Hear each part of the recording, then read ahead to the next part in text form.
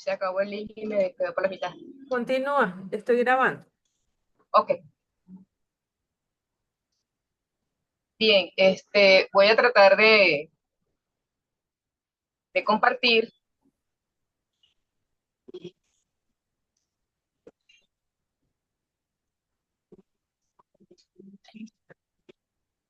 Bueno, mientras se comparte, estábamos hablando de aquel, ¿me escuchan?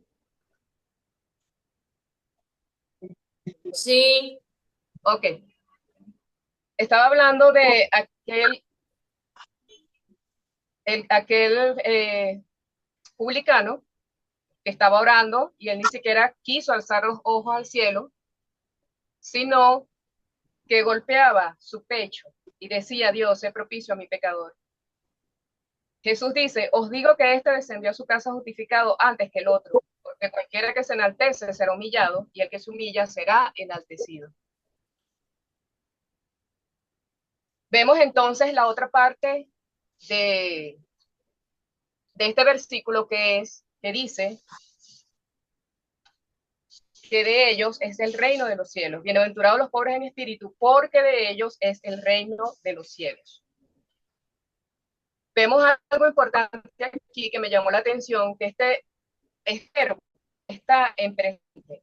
No dice que de ellos sea el reino de los cielos, sino que dice porque de ellos es el reino de los cielos.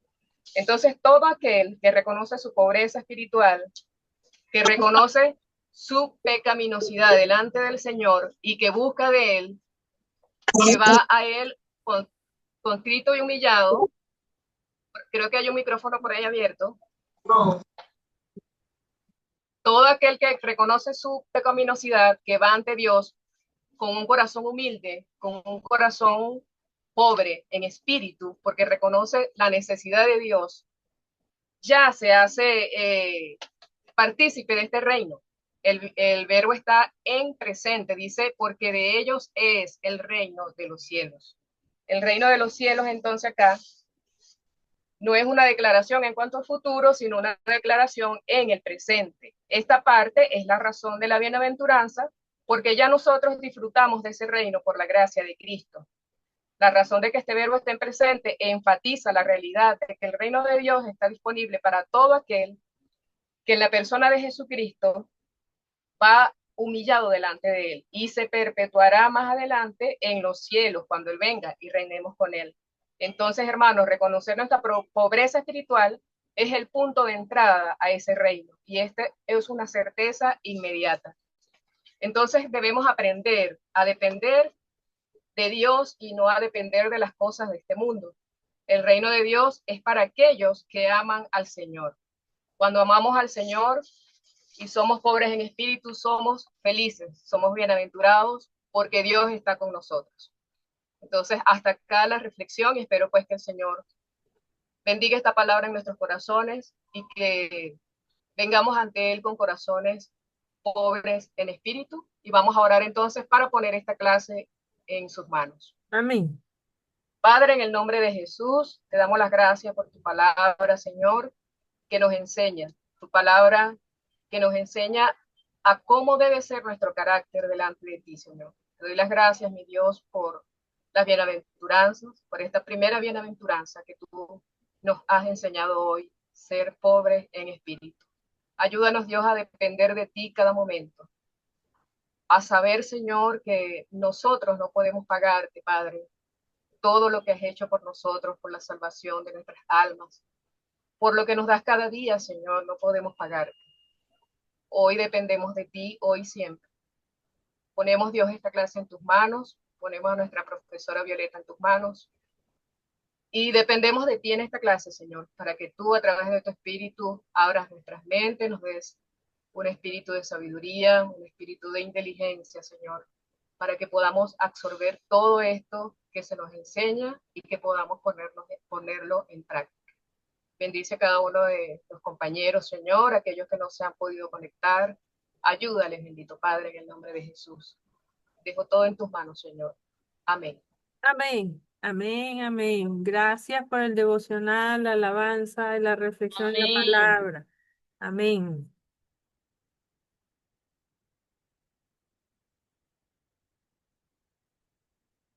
Voy a buscar aquí la clase de hoy. Vamos a ver dónde la habré puesto.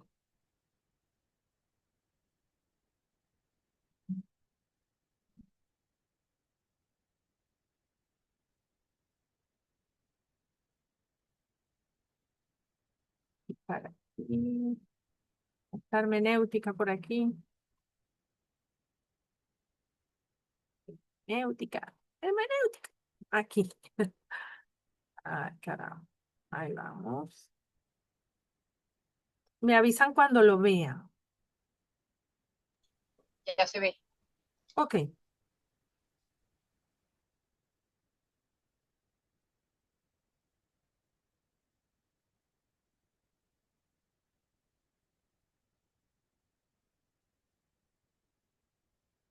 Bueno, estamos en nuestra clase número 4.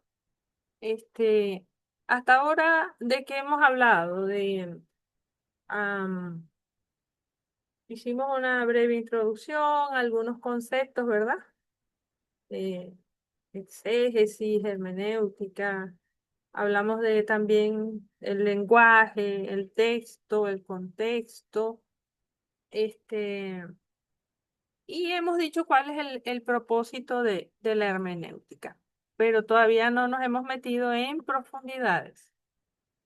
Por ejemplo, dijimos, esto lo puse aquí porque yo les había dicho que desde el punto de vista teológico, revelación, y esto se lo aprenden así, como el Padre Nuestro. Revelación es el acto de Dios para darse a conocer al hombre. Revelación es Dios dándose a conocer al hombre. Revelación es Dios ya se ha dado a conocer. Dios no nos es oculto. Eso es la revelación. La inspiración es el ministerio del Espíritu Santo guiando a los autores bíblicos a escribir la verdad de forma perfecta, como la manejamos hoy en nuestras escrituras.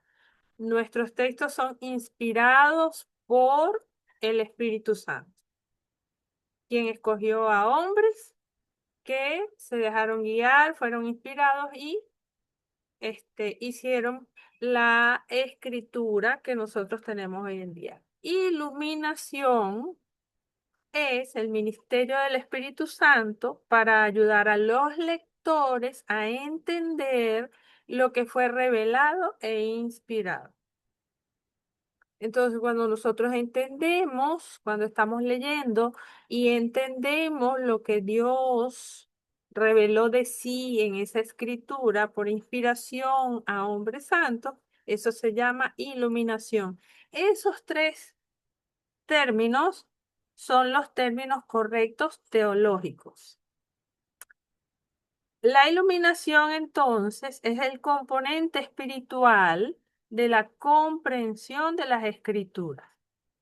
Es el componente espiritual para comprender la lectura de la Biblia y da como resultado un entendimiento personal y una aplicación de esa verdad a la vida de uno.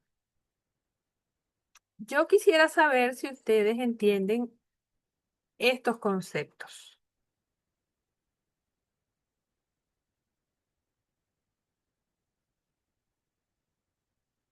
Aló, si están Creo que está ahí, muy claro, profesora. ¿sí? Creo que está muy claro. Los Ah, ok, conceptos muy bien, están muy hermano. claros. Sí, Sí, porque pasa que utilizamos o la gente utiliza con mucha frecuencia, el Señor me reveló. sí. Entonces, y eso se presta mucho para manipulación. Y Entonces, también, ajá, diga. profesora, también cuando alguien tiene un sueño, dice, tuve una revelación, Ajá. sueño. Ujú. Y eso yo diría que no es una revelación, No, porque si no es un sueño si no es un sueño de Dios, es, es como difícil, ¿no? ujú. Sí, es un sueño que Dios le dio porque eso está en la Biblia, ¿verdad? Eso es bíblico. El Claro, Señor daría sueños y sí, visiones a los hombres Si Sí, alguien tiene un sueño que viene de Dios, eso es algo personal del Señor con esa persona, correcto, sí. porque todo lo que Dios ha revelado es universal y lo que Él ha decidido que no va a revelar es de Él y le pertenece a Él. Lo escondido de Dios es de Él. El misterio de Dios es de Él y Él decidió que era así. Lo que Él tenía que revelar, lo reveló, lo dejó escrito, inspiró a hombres santos y la máxima y perfecta revelación de Dios fue Jesucristo. No hace falta más nada. Ahora, que las personas tengan entendimiento, que tengan una palabra de ciencia en un momento dado, una palabra de sabiduría, un don del espíritu, una interpretación en un momento dado de la escritura,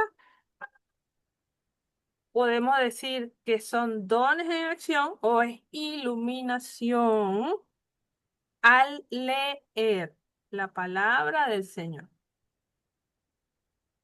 Usted puede decir, y desde el punto de vista teológico es correcto, yo estaba leyendo cuando el Señor me iluminó el entendimiento y supe que el Evangelio es universal, por ejemplo, o inclusivo.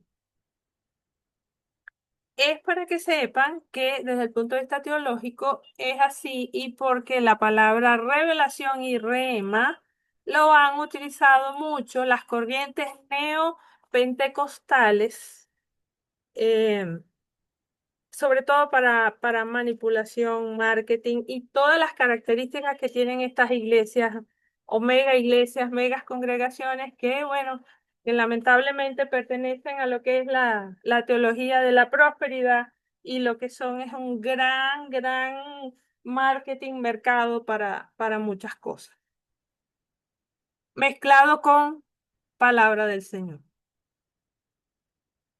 En Efesios 1:17, ¿me lo pueden leer? Por favor, hay cuatro ahí, cuatro ítems, y cada uno de ustedes me puede ir leyendo uno. Leo el Ujú. primero, ¿Ok?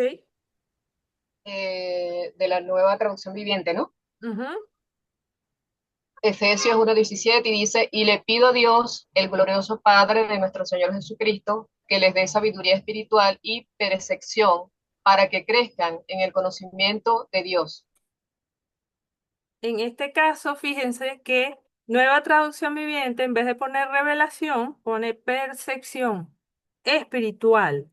Percepción espiritual para crecer en el conocimiento de Dios. Ah, entendí que el Señor quiere que todo el mundo sea salvo y que nadie perezca. Llámese como se llame, sea rico, sea pobre, sea judío, sea musulmán, sea de la oposición o sea del gobierno. Perfección espiritual. ¿Quién sigue en la lectura? Pido en nueva versión internacional, ¿verdad? Sí. Pido que el Dios de nuestro Señor Jesucristo, el Padre glorioso, les dé el espíritu de sabiduría y de revelación para que lo conozcan mejor. Entonces vemos como nueva versión internacional sí utiliza la palabra griega apocaliptu, que es revelación. ¿Pero para qué? Para que conozcan mejor al Señor, para que crezcan en el conocimiento de nuestro Dios. El propósito de esto es que nosotros lo conozcamos mejor a Él, que crezcamos en el conocimiento de Dios. Y ya sabemos, por ejemplo, por la palabra que nos dio la hermana Celeida hoy, que el Señor ama a los pobres de espíritu, ¿verdad? Hoy conocimos un poco más al Señor. La versión Castilian, ¿quién la puede leer? Ese CST. Yo Ajá. la leo. Ajá. Dice, pido que el Dios de nuestro Señor Jesucristo, el Padre glorioso, os dé el espíritu de sabiduría y de revelación, para que lo conozcáis mejor. Fíjense esta versión, cómo cambia un poquito a ver, el os de los españoles, ¿verdad? Pero la petición es la misma.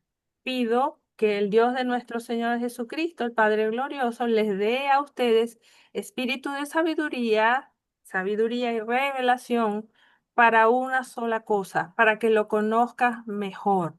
Es para que conozcas al Señor.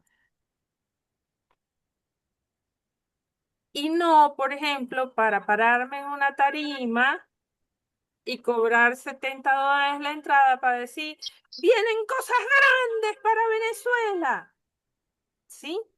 O como vimos viral en estos días, el Señor me ha revelado que yo necesito un iPhone, uno para mí, uno para mi esposa, que es la pastora. Ajá. Seguimos con la última. Ay, PDT no sé qué, cuál es, pero la podemos leer. ¿Quién la puede leer? Amén. Ruego que Dios, el Padre glorioso de nuestro Señor Jesucristo, les dé el Espíritu, fuente de sabiduría, quien les revelará la verdad de Dios para que la entiendan y lleguen a conocerlo mejor. Entonces, ¿para qué es la revelación o iluminación o percepción que está rogando Pablo que nos dé nuestro Señor Jesucristo? Es para Conocer, muy bien conocerlo a Él. conocer mejor a Dios, conocer mejor a Dios. Hemos- PDT, Ajá, palabra de Dios para todos. ok, amén, amén. Entonces, hemos visto algunos conceptos como hermenéutica. ¿Qué es hermenéutica? Por ejemplo, es la ciencia. Hermenéutica es una ciencia y se dedica a la interpretación, que cuando es bíblica, bueno, interpretación de la Biblia. También vimos contexto. Contexto es toda la información que se relaciona, todo lo relacionado al texto. Todo es todo. Y, por ejemplo, vimos eisegesis, vimos exégesis. Exégesis es súper importante porque es el acto de extraer el significado original que el autor le dio a ese texto. Hemos estado viendo esos conceptos. Y hoy nosotros vamos a estar ya metiéndonos en el tema de cómo deben interpretarse las epístolas. Importancia del contexto. Está en el capítulo 3 que yo le dije de Stuart. Voy a leer un poquito nada más.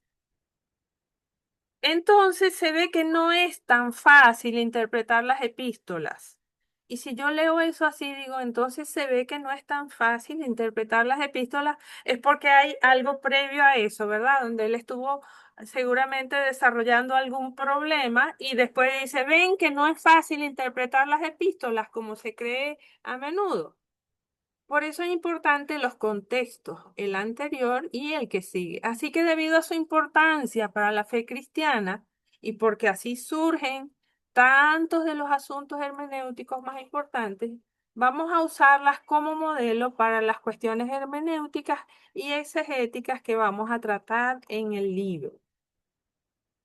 Lo más importante de las epístolas, antes de considerar, él va a agarrar, Stuart y Fee y Stuart agarran las epístolas como modelo para la interpretación de casi todos los géneros, pero él va haciendo el aparte en cada género. Antes de considerar Primera de Corintios específicamente como modelo para la exégesis de las epístolas, hay que mencionar algunas generalidades acerca de ellas. todo el Nuevo Testamento, excepto los 4 evangelios, los Hechos y el Apocalipsis, son cartas o epístolas. Arriba no lo logro leer, donde empieza, a pesar de esta variedad, sí, ya veo. A pesar de esta variedad, hay una cosa que todas las epístolas tienen en común y es lo más importante. Si yo estoy leyendo esto, yo agarro un cuaderno y pongo, oye, lo más importante de todas las epístolas es que se debe observar al leerlas y al interpretarlas. Todas son documentos de ocasión. ¿Qué es lo más importante? Repitan conmigo. Todas son documentos de ocasión. Muy bien. Es Todas son decir, muy bien. Es decir, fueron motivadas y producidas por algún asunto, por cierta ocasión. Y además son del siglo primero, aunque son inspiradas por el Espíritu Santo y por lo tanto pertenecen a todas las épocas. Y esa es la diferencia entre una carta y una epístola, hasta dónde llega el impacto de cada una, fueron escritas primero en el contexto del autor para el asunto de los destinatarios originales. Por ejemplo, aquel misil que le mandaron a la iglesia de Galacia, a los Gálatas. Oh, Gálatas insensatos, santo Dios, algo debe haber pasado para que Pablo les mandara a decir eso, ¿cierto? Y esa es la ocasión. Todas son documentos de ocasión. Son precisamente esos factores que son de ocasión y que pertenecen al primer siglo, los que hacen que su interpretación sea difícil a veces. Por encima de todo, se debe considerar seriamente su naturaleza ocasional. Por ejemplo, cuando uno está leyendo y dice, toda mujer calle en la congregación. Yo digo, Dios mío, algo deben haber estado haciendo esas mujeres, algo estaba pasando con las mujeres allá que Pablo manda a decir eso, ¿verdad? Entonces, ese es el motivo o la ocasión por la cual Pablo escribió esa exhortación allí. Esto significa que fueron ocasionadas o motivadas por alguna circunstancia especial del autor o de los lectores. Casi todas las cartas del Nuevo Testamento fueron motivadas por los lectores.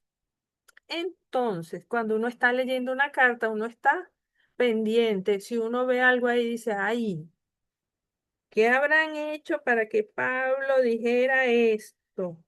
Por eso les digo que no estén llorando como los que no tienen esperanza. Ay, caramba. Entonces uno dice, uno se va imaginando, como cuando uno está escuchando a alguien hablar por teléfono y uno se va imaginando qué estará diciendo el otro del otro lado. Entonces, hoy tienen un quiz y tienen que entregar la autoevaluación de la guía. Y tienen estas 4 preguntas de la lectura. Les pregunto, ¿hicieron la lectura? yo no. Sí, Sí. Ok, entonces vamos con la primera pregunta. ¿Qué quiere decir la naturaleza ocasional de las epístolas? amén. Eso en pocas palabras, quiere decir que las epístolas se escriben por una circunstancia específica o especial del autor o de los lectores. Perfecto, muy bien, lo acabamos de decir. 20 puntos, María. Valeria. Segunda pregunta. Amén. Dice, primero le informo, eh, Rosalinda Ajá, llovió en Argentina con granizo y no tiene luz ahorita. Ella dice que si llega la luz en el transcurso de una hora se puede conectar, ella se conecta. chévere, igual estamos grabando Y si tú le dejaste alguna asignación, se la dejamos para la semana que Sí, viene, Dios a mediante. ella le tocaba la pregunta número 3. Ah, ok, ok, ok. Buenísimo. Y esa pregunta es importante. Sí, Entonces, gracias aquella, por la aclaración, Maribel. ok. Segunda pregunta. Dice, ¿cómo se hace una investigación del contexto histórico de una epístola? Ajá. Entonces, según la lectura, dice, se puede dar validez de esta distinción al observar la forma de las cartas antiguas. Su formato consta de 6 partes. La primera, nombre del escritor, quién escribió la epístola, nombre del destinatario, a qué comunidad o persona va dirigida, saludo, petición de oración o acción de gracias, quinto, texto y sexto, saludo final y despedida. Todas las epístolas tienen en común que son documentos de ocasión, es decir, motivados y producidos por cierta ocasión. Esto significa que fueron ocasionadas o motivadas por alguna circunstancia especial del autor o de los lectores. También tenemos el contexto geográfico y cultural de la epístola, muy importante. Habla sobre la ubicación de la iglesia destinataria, la composición étnica de la comunidad, las costumbres locales, la situación económica y social, y también tenemos que ver las circunstancias específicas como problemas que enfrentaba la comunidad, motivos para escribir la carta, situaciones pastorales que aborda conflictos internos o externos. El contexto histórico no cambia el mensaje de Dios, pero sí nos ilumina para aplicar sus principios hoy. Sí. Mi pregunta. Ustedes imaginarán lo complicado, lo complejo del siglo I, una iglesia naciente con múltiples pensamientos greco, romano, judío, este, proselitistas, prosélitos nuevos, influencias antiguas iranias, todas las diversas corrientes de pensamiento judaico, eh, llamémoslo impases entre los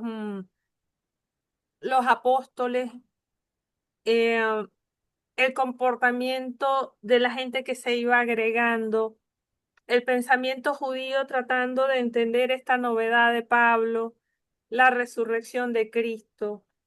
O sea, un siglo y un contexto histórico, social, religioso, económico, muy, muy complicado. Entonces, es muy probable que cuando usted analice una carta, usted diga, bueno, pero es que pareciera que como que seguimos siendo los mismos. Pareciera ser que como que los mismos problemas. Siguen estando las falsas doctrinas. Siguen estando este, ¿cómo es que es? El trigo y la cizaña juntas. Sigue habiendo falta de comprensión en lo que estamos estudiando, falla en el discipulado, que era lo que le decía Pablo a Timoteo y a Tito. Hay que enseñar a la gente, hay que discipular, hay que estudiar. Sigue habiendo falla. Entonces, no se extrañe si cuando usted vaya a buscar la aplicación a nuestros días hoy sigamos siendo los mismos en un mundo caótico que ha sido caótico desde el Edén para acá. Y yo no sé si hoy en día como que está mucho más este, eh, patas arriba que en todas las épocas. Eso pareciera ser que como que lo sintieron todo. Entonces es importantísimo ese contexto histórico en las epístolas y es importante en todos los géneros que vayamos a estudiar. Pero cuando Maribel dice, fíjate, destinatario, autor, esas es el saludo, la despedida, el cuerpo, nada más con uno ponerse ya a trabajar eso, ya uno va haciendo trabajo exegético para después llegar a hacer una conclusión hermenéutica y después engranar un buen mensaje o una buena explicación para alguien o para la escuela dominical. Entonces pasamos a la pregunta 4. Sí, Ajá. Ay. Ok, profesora, Ujú. vengo yo ahora. Hermano Josué, ¿cuáles son los 4 puntos al final del capítulo que tratan de la exégesis de los pasajes problemáticos? Bueno, puede investigar, ¿verdad? Ujú. Allí en el capítulo 3 que habla de del contexto de las epístolas. Ajá. Estos 4 puntos son, primero, la razón de que sean difíciles esos textos es que no fueron escritos para nosotros. Muy bien. En muchos casos pasa eso, ¿verdad? Ujú. Esto, esto es, el autor original y sus lectores están en la misma longitud de onda, o sea, entienden lo que se ha escrito y que le permite al autor inspirado dar por supuesto que los lectores saben muchas de las cosas que se dicen expresamente. O sea, para el escritor, pues ya ellos dan por sentado de que muchas de esas cosas ya se conocen. Por ejemplo, como dice en Segunda Tesalonicense, hay una referencia que dice, como ya se los había dicho antes. Ujú. En la epístola anterior se los había dicho antes y ahora se los vuelvo a repetir. Perfecto. Pero para nosotros, pues es un poco difícil porque no tenemos expresamente, pues, lo que había dicho, todo lo que había dicho Pablo, pues. Queremos saber, ¿verdad? Queremos saber qué les habrá dicho. Ajá. ¿Qué les habrá dicho todo? Porque allí creo que no se escribió todo. Ajá.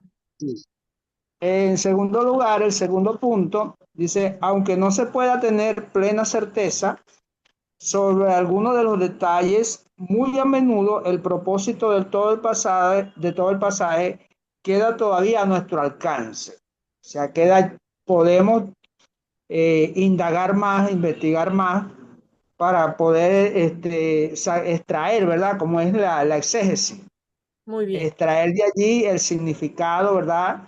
Lo que nos quiere decir el autor. Ujú. El tercer punto es, a pesar de la incertidumbre sobre algunos de los detalles precisos, hay que aprender a preguntar lo que se puede decir con certeza sobre un texto. O sea, que hay que hacer preguntas clave, preguntas que de verdad tengan sentido, pues. Y lo que es posible, pero no cierto. Y aparece una nota en 1 Corintios 15, 29, ¿verdad? Ah, Hay como puntos que no está muy claro, ¿verdad? Y es lo que nos produce una nube en la mente, ¿verdad? Dice, ¿y para dónde me voy ahora? ajá. ¿Qué voy a buscar? No sé si pueda buscar porque no copié la escritura como tal, pero no Primera sé de si me permite. Corintios. 15, 29, Si alguien lo tiene, yo lo estoy buscando. sí, Primera de Corintios 15, 29. 29. De otro modo, ¿qué harían, qué harán los que se bautizan por los muertos si en ninguna manera los muertos resucitan? ¿Por qué pues se bautizan por los muertos? O sea, allá hay un montón de incógnitas, ¿verdad? Exactamente, que hay que investigar. Ajá, entonces ahí no pone la cabeza grande, pero que tenemos que desarrollar, investigar, indagar, como dijo el Señor, escudriñar las escrituras, porque a ustedes les parece que en ellas encontrarán la vida eterna. Ok, Correcto. y el cuarto de esos 4 puntos, para tales pasajes hay que consultar los comentarios. Muy importante los comentarios de los que ya estudiaron, como indicamos en el apéndice, o sea, como se indica en el apéndice, es la manera de tratar esos pasajes, ¿verdad?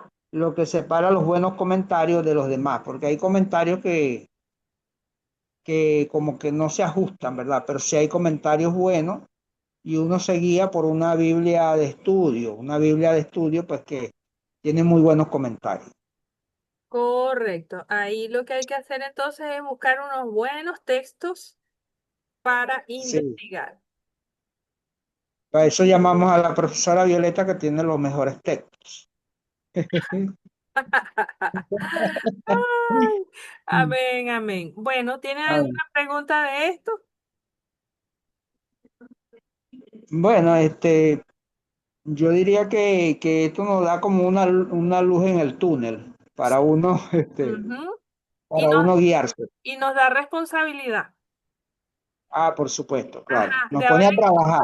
de ahora en adelante yo no puedo, por ejemplo, empezar a estudiar una epístola sin contexto y sin saber si es una epístola o una carta y quién es el autor y quién es el receptor y todo esto. Sí, y profesora, ahí dice que por último, Ajá. sugerimos que ni aún los eruditos Ujú. tienen todas las respuestas a esas interrogantes. Sí, sí. Ahí Sí, hay un teólogo que, resumiendo sobre esas cosas, sobre lo que es realmente la verdad del texto y la verdad de Dios, él se hacía como una la figura, idea. Ah, sí, una idea. Y él decía, yo me imagino a Dios diciéndome, mira, Jorge, tengo en mi mano derecha toda la verdad, toda, en mi mano derecha. Y en la izquierda tengo lo que se acerca a la verdad mía.